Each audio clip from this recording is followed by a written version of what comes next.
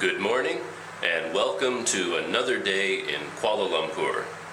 Today I'm going to be a very good tourist and visit the Kuala Lumpur Bird Park. But before I head out, I want to show you something on Google Maps. Okay, I'll try to hold the camera steady here.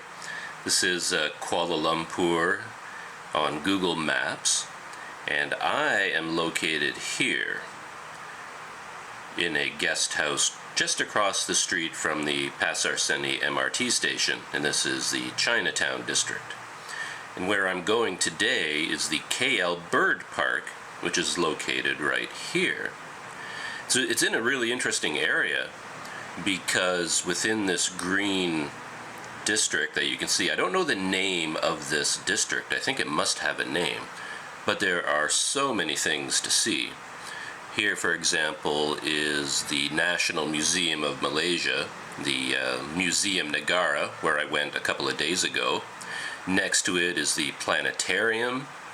There's the Royal Malaysia Police Museum, the Islamic History Museum is here, the National Mosque of Malaysia. You've got the Botanical Gardens, Hibiscus and Orchid Gardens, KL Butterfly Park. All of that and a bunch more is right within this green area that you see. And I've been there before, and it's a beautiful area and really great to walk around in because there are so many things to see and do. An interesting thing, though, is that even though I'm here and the bird park is right there, we're very close to each other, getting from here to there is not that easy. You see that I have to cross a river, then a big highway system, then a railroad system, and then another very busy road just to get over here. And as far as I can tell, there's no really easy way to do that. I think I figured out a little path I can follow that gets me from there to there, but I'm not sure that I remember how to do it. So that will be the first adventure of the day, just getting from Pasar Seni across the river, the highway, the railroad track, and the other highway. Let's see if we can do it. Okay, I am outside of my hostel room out here in Kuala Lumpur. So this is my official welcome to another day in Kuala Lumpur. I'm at the Pasar Seni MRT station, and the mission for today, as I said, is to go to the KL Bird Park, which is that way. That way. And I say bird park, that may not sound that exciting, but it's actually quite a special place.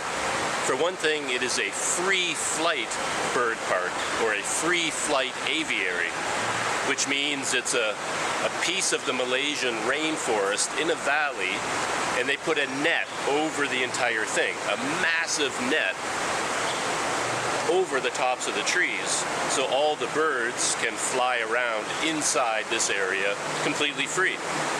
They have over 3,000 birds, 200 different species, Malaysian species as well as foreign species, and the whole park covers an area of nearly 21 acres. So it's a big place. On top of all that, they have activities and shows throughout the day. I actually went to the bird park before, a long time ago, but I didn't do most of the activities last time.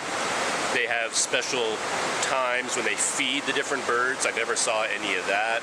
You can have your picture taken with parrots. I didn't do that. And they even have a bird show in a big amphitheater, and I missed that the last time I was there. So I hope to do all of those things today. The first step, though, is just getting to KL Bird Park, and that could be an adventure all by itself. As I mentioned, I have to cross a river, a highway, railroad tracks, and another highway before I can even get to the area where the bird park is located. And we're starting off here at Pasar Seni. And this is the Pedestrian Bridge that crosses over the river. So that's the first part. And if I remember right, I then have to walk down this pedestrian bridge. It goes around in a corner, And after I go around the corner, I have to go through a stairwell in a parking lot, then into another tunnel that goes under the highway, and then there's another highway, and I don't remember how I get across that one. But who knows, maybe since my last visit, they've built a brand new bridge that takes me right from here to there. You never know. Let's go find out.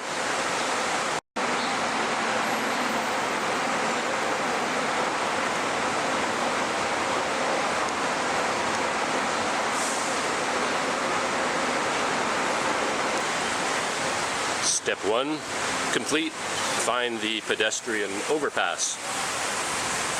They're building a new one. Brand new fancy pedestrian bridge over here. It doesn't look like it's open yet, but it's getting pretty close. Maybe half of it is open because I see people walking towards it there.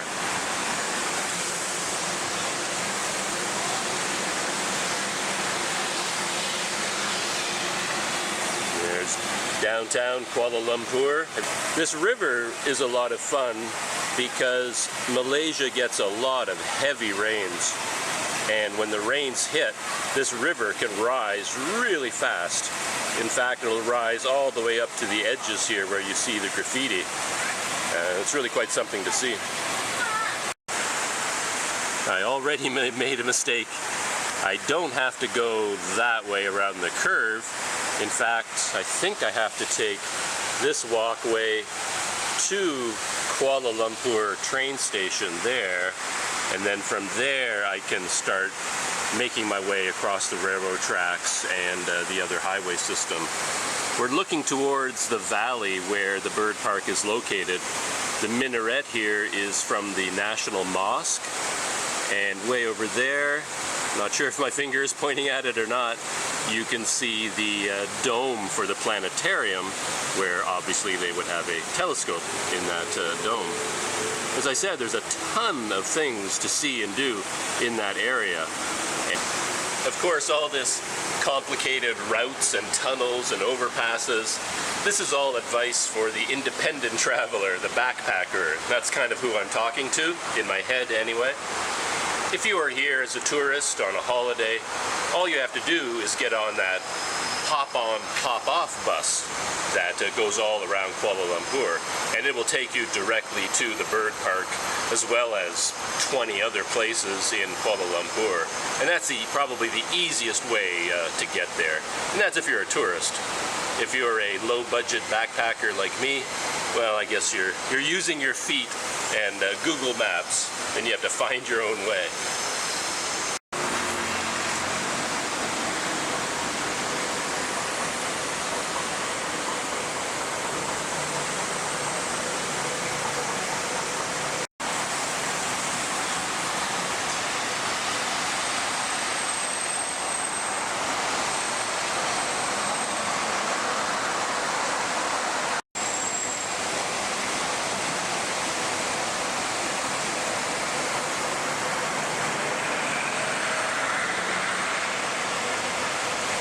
Photography might be a bit of a challenge today because I'm normally shooting with this wide-angle lens in order to get my face and everything else in the picture.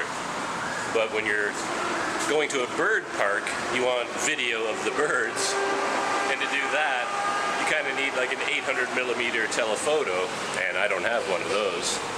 And if I aim this camera at one of these beautiful birds, it might end up being, this small in the picture, and you can't even make it out.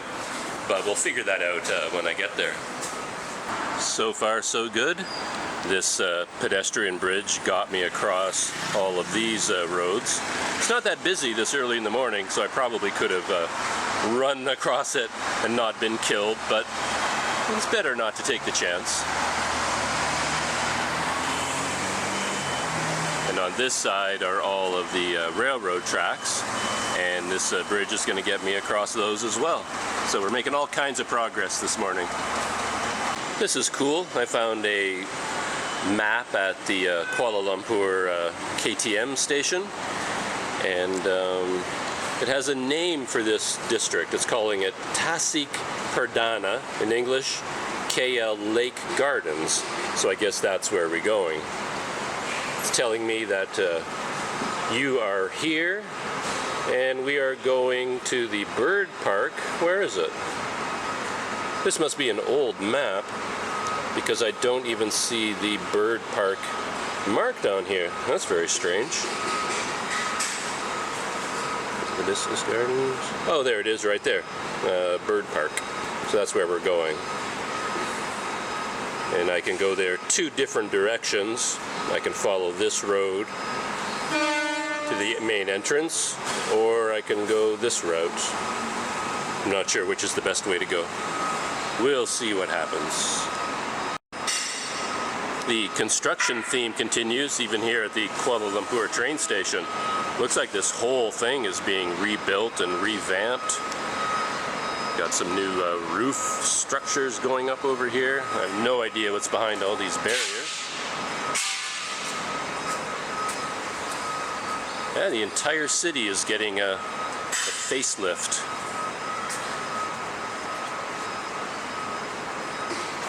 Okay, I think that's my next stage. That takes me to my parking lot, stairway, then other tunnel. Because there's no other way to go. You've got the turnstiles into the train station. And that's where I just came from. This is really your only option. Let's hope it's the right option.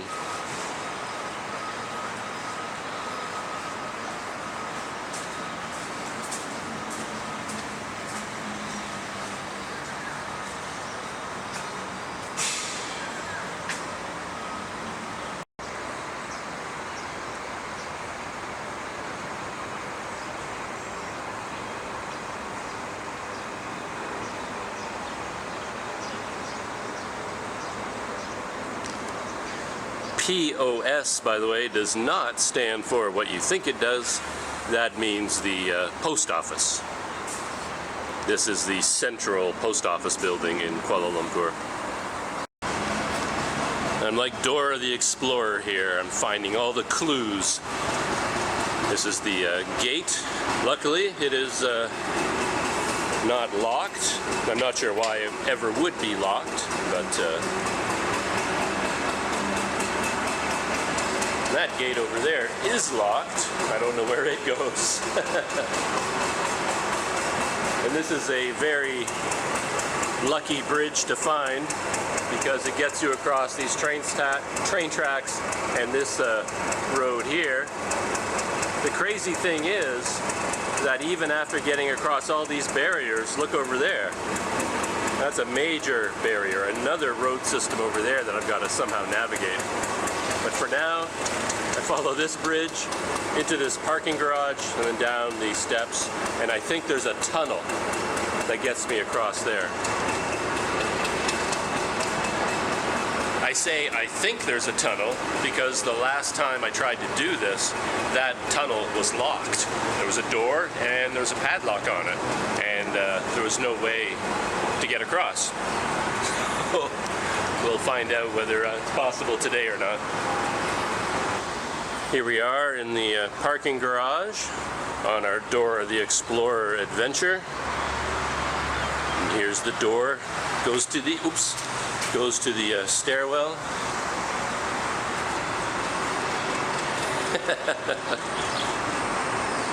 There has to be an easier way to do this, but as I said the other day, I always seem to find the weird way of getting to places. I can never find the easy way or the main entrance.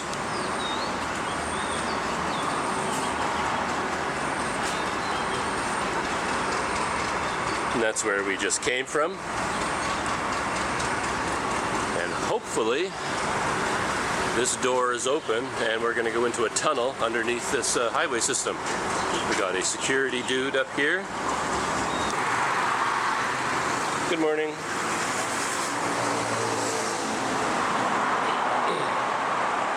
Success, the tunnel is open.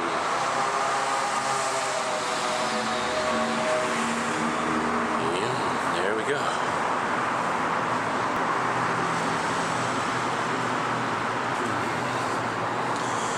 I think this photograph is of some of the fountains on the grounds of the National Mosque. Over here, Petronas Towers, very famous.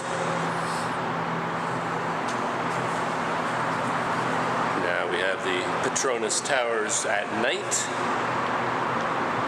More Petronas Towers. Yeah, there's the Petronas Towers, and it's showing the park beside the towers, and they have kind of a light show in the fountains there at night. I've never gone up the Petronas Towers. It's actually quite expensive to do, but I have gone up the KL Tower, and you get some beautiful views of Kuala Lumpur from that tower. Success, we made it across. We are now in the Perdana district. What is it called again? I've already forgotten. But over here is the National Mosque. You can see the minaret tower there. We're not going there today, and I think I have to follow this road around to the entrance to the bird park. The bird park opens at 9 a.m. by the way. It's about 5 to 9 now. So we'll probably get there at about 9:15. As attractions go for a backpacker, independent traveler like me, the bird park is a little bit on the expensive side. I don't think many backpackers would do it. It costs 63 ringgit for a foreigner, for an adult. Cheaper for a child, but for me it's 63 ringgit. I'm trying not to get distracted on my way to the bird park. But I passed by this restaurant and park here, and I remember that a friend of mine took me here for breakfast one time. It's quite famous, I believe, for its nasi lemak, and it's very popular in the morning. As you can see, everybody's eating here, and they've got quite a long lineup for the window. And in the parking lot, they know that there's a lot of customers coming for the restaurant, so there's some fruit stands, another fruit stand, and then they're selling some arts and crafts and things here. So you never know what you're going to find, even when you're walking to the bird park. I've reached an intersection, and that means it is time for a Google Maps check to make sure I'm still on the right path. So I'm going to do exactly what this sign says. I'm going to berhenti. I'm going to stop. Just for a minute. My best friend Google Maps tells me that I'm on the right path. I'm not quite there yet. It's a fair distance actually, and this valley is quite hilly. So if you haven't dressed properly, you end up sweating a little bit. And me being a super dummy, again, I'm not dressed well for this. I wore thick, long pants. Should have worn shorts. I guess that's another tip for visiting the bird park. No matter what happens, you're going to be doing a lot of walking. So you want to bring comfortable shoes. I'd bring an umbrella because Malaysia is well known for sudden, heavy rains, particularly in the afternoon. If you come in the morning, you should be okay. But I'd bring an umbrella anyway, because you just never know. Bring some water. I'm sure they sell water in this place, but if you bring some, then you have it with you. The bird park is divided into 4 zones. And in fact, it's a little bit complicated, if I remember right, from my last visit. So it's pretty easy to miss entire sections of the park. You pay your 63 ringgit, you go in, you walk around, and you leave, and you find out later on that you missed Zone 4 or Zone 2 completely. So you gotta, get a map and look at it and make sure you see everything you want to see. I think Zone 2 is the secret one. It's the one that most people miss. Because you go into Zone 1, and it kind of leads you back around into Zone 3, but you have to go over a bridge to get to Zone 2, which is on the other side. And it's a little bit hidden. So, get a map, and make sure you see Zone 2.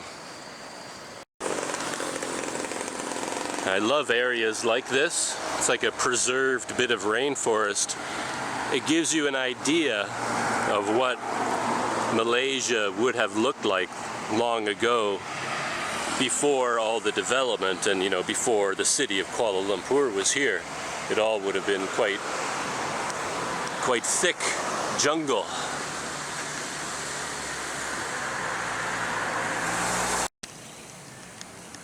We just happened to be passing the Kuala Lumpur Butterfly Park. And this is something that might interest me. I've never gone into this park. because when I was young, my hobby was collecting butterflies, moths, beetles, and other insects. You know how you collect them like a scientist and mount them on a board and put little labels on them?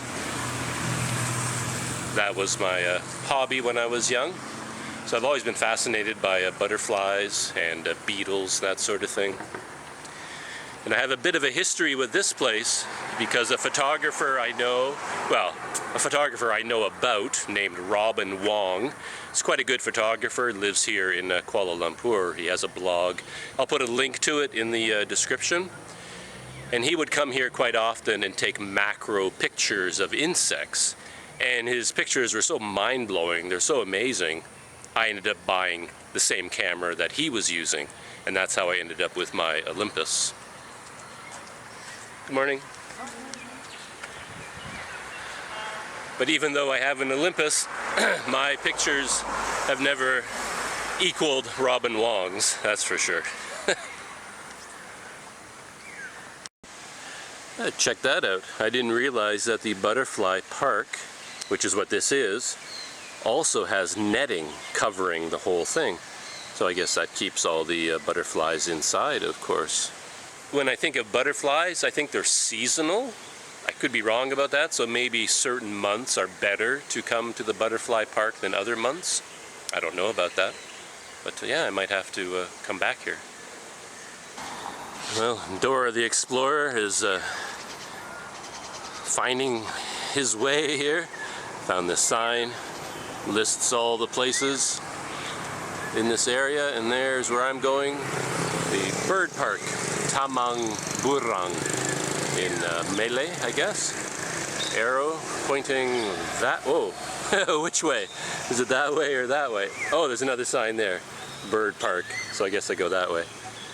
They must have had a lot of people confused by this intersection, so they put that sign there, and I'm very happy they did. This is something I haven't mentioned yet, that this bird park is the world's largest free flight walk-in aviary, which means that it's the largest bird park that has the netting over the top and the birds are allowed to fly around freely on their own. And from what I read online, the fact that the birds are free to fly anywhere they want within this 21-acre park, they are very successful in their breeding programs because the birds aren't in cages and they have their own natural habitat, so they breed naturally because they feel comfortable there. So that's a real success story.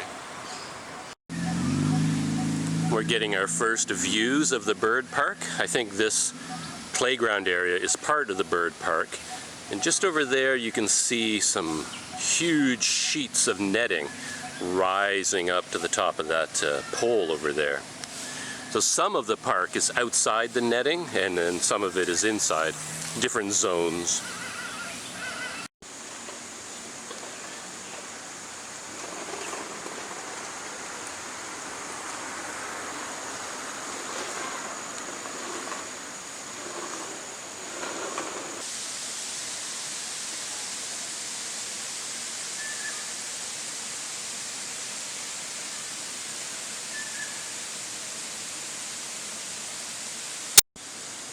And look at the setting here, it's just absolutely gorgeous.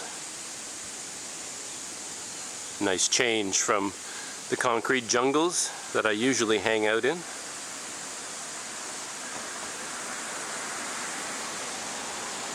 And there's the bird park.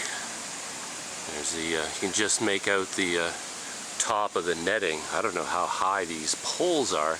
They've got to be I don't know, 150 feet, 200 feet, something like that.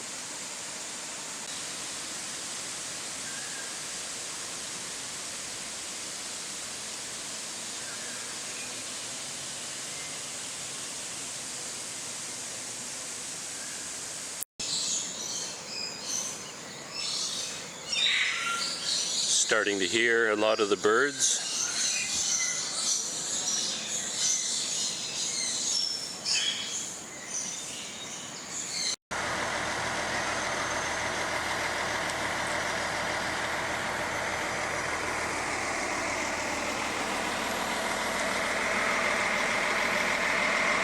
And when you see a colorful tour bus like this, you know you are close to your tourist attraction. And the bird park entrance is right there.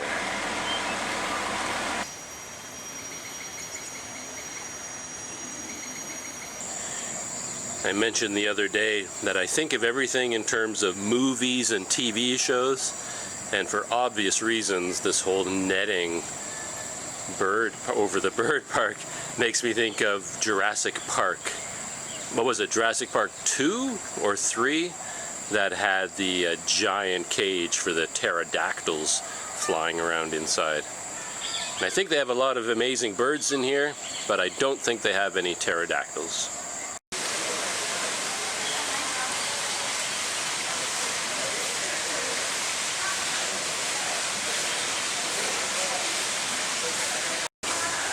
I didn't know they had one of these either.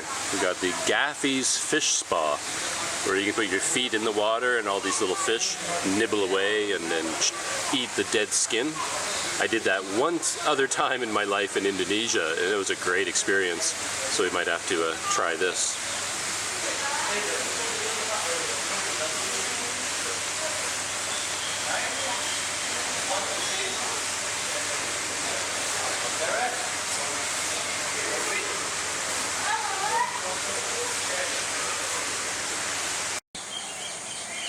This is kind of a cool perspective, because the other day I was at the Museum Negara and I noticed the Q Central, the Simb Bank, and the St. Regis Hotel. These three massive buildings were like towering right over the museum. So the Museum Negara is right over there on the other side of the bird park.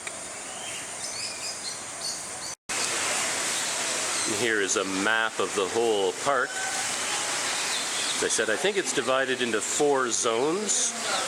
And this is Zone 1, right at the entrance. This is Zone 2 that a lot of people miss entirely, because you have to get to it across this bridge or this bridge, and a lot of people don't even know that it's there. They end up going to Zone 1 and then moving naturally into Zone 3. And I believe 1 and 2 is the covered area, and then you leave the netting here, and Zone 3 is not covered by netting. Has a lot of parrots, I think, in cages here. And then Zone 4 is where you have your amphitheater, and I believe ostriches and emu. Yeah, here's the amphitheater over here, and the lake and a waterfall. Oh, I think this is where they have the bird cages all through here.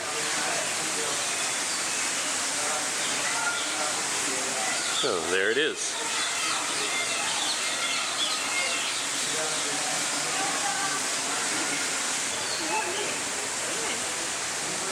Hello.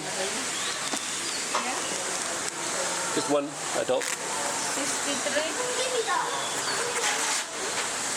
I just have 100, if that's okay.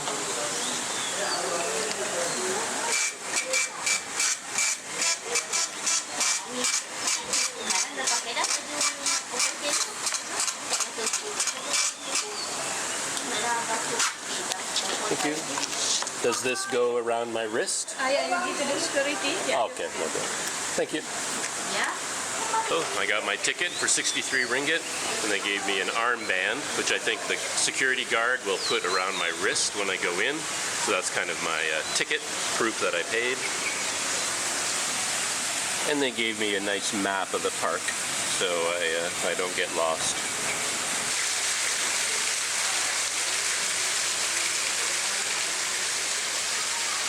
Fish food. I always love these. I always buy a little bit of food, and it's always a lot of fun because the fish, they know what's going on, and as soon as someone is standing beside the dispenser, they all come rushing to this area because they know they might get a snack. So I need 2 50-cent coins. Let's see if I have those.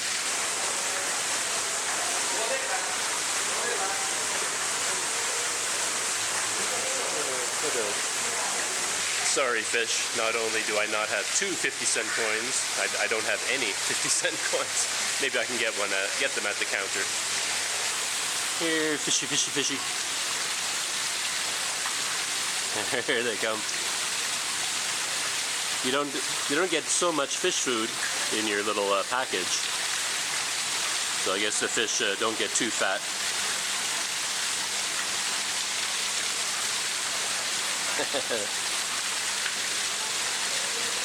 There they go. I guess You have to wait it. guess you have to put that on. Yeah. Okay. Thank you.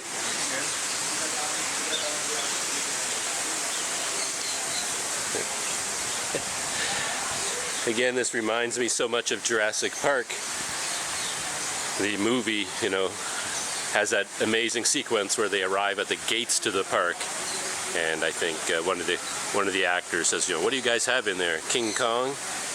And here we have a similar kind of gate, not quite as big, but it's a complicated one to keep the birds in. We got a double set of door with a screen, and then yellow chains. Look at that. And now on the other side of the chains, another set of heavy metal doors with the screen.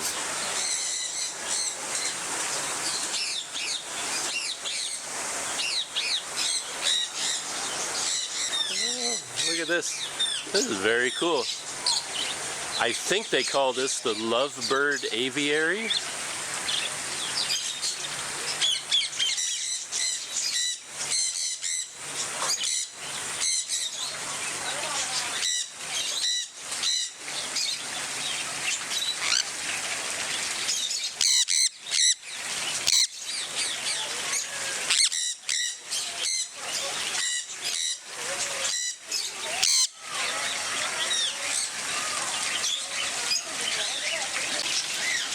Oh, look at this. I didn't even notice all these little birds just out here in the open. And they're, you know, relatively used to humans.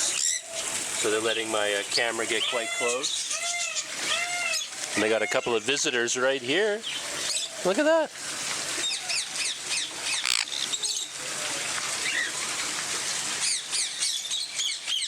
You know, people aren't allowed to feed them. So I don't think they're coming here for food. You know, they just must be curious. They just came to look at the human with the camera.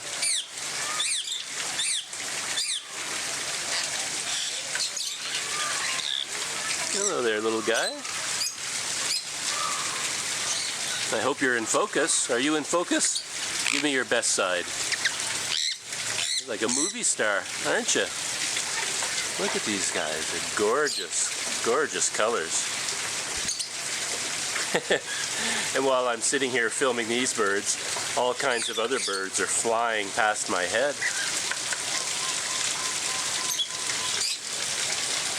Look at you. They seem so curious. You know, I really get the sense that they're staring right at me and they know what they're looking at.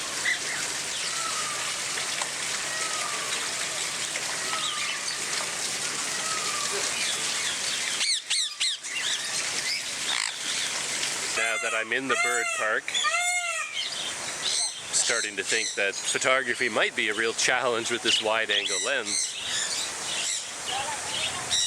To get pictures of the birds, I need a telephoto. But we'll see what I do. Maybe I can switch lenses occasionally.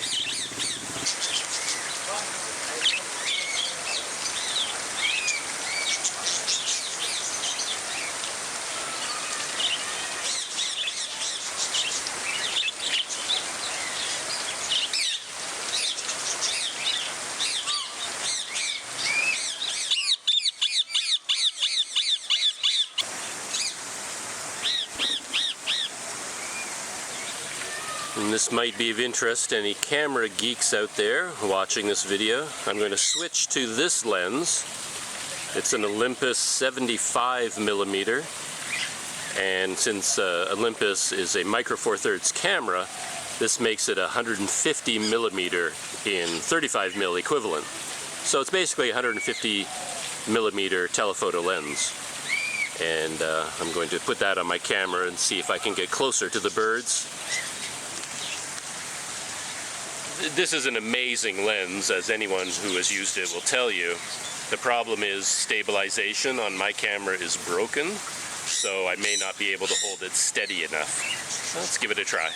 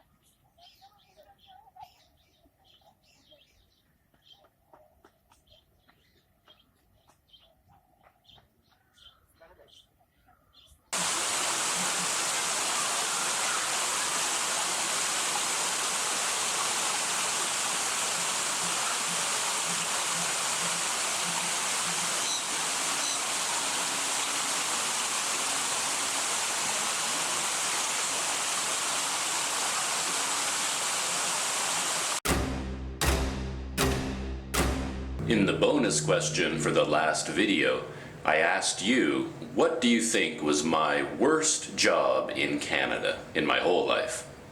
And the answer is tree planting. Tree planting is kind of a rite of passage for many Canadians. You have to do it at least once. And if you're tough enough and you make enough money, maybe you go back and do it again and again and again. Unfortunately, I wasn't tough enough, and it was the worst job I ever had. You're dealing with millions of mosquitoes, black flies, horse flies, bees attacking you all day long. You're out there working in the hot sun. You're sleeping in a tent way out in the middle of nowhere. And on top of all that, if you don't work fast enough, you don't make any money at all. And I was not a fast enough worker. What you do is you take a shovel, a special shovel, and a special bag loaded down with tree seedlings, and then you go out into a vast forest, climbing up and down mountain sides, brutally tough conditions, and you have to use this shovel dig a hole, plant a tree. Step 4 steps, dig a hole, plant a tree. And you do that for hour after hour after hour, day after day after day. And you're supposed to get good at it, find a rhythm, and plant a lot of trees. I never found a rhythm. I guess I was just too slow. I was too careful, planting every little tree so delicately, making sure it was nice and straight and its roots were good and a happy little tree. And by the end of the day, I made no money at all. And by the end of the season, I was just as broke as when I started. So even though it was a huge adventure and I could tell you stories for days, it was the worst job I ever had. Tree planting. Try it someday and tell me how you do.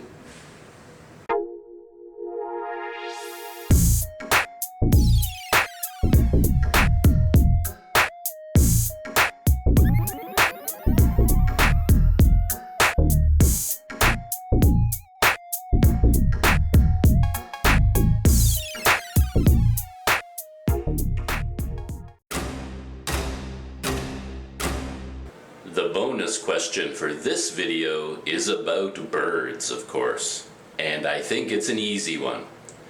What is the national bird of Malaysia?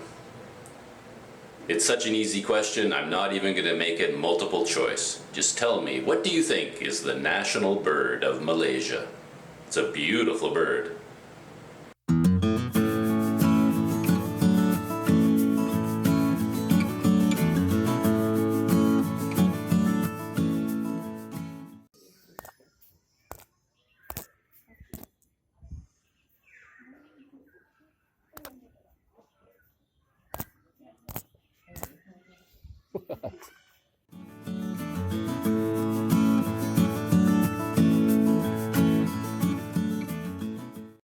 Travel tip 14. When you throw away old clothes or old bags, cut out the pockets and reuse them. And you do this not just to save money, but also because it's very convenient, and a lot of these pockets are very high quality and they'll last you a long, long time. The jacket itself might be old, the main zipper might be broken, it might be dirty, but the other pockets around the jacket might still be in perfectly good condition, and you can use all of those pockets for other things.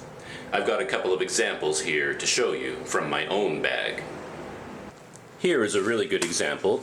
This is from a North Face jacket that I bought probably 15 years ago, if I remember right.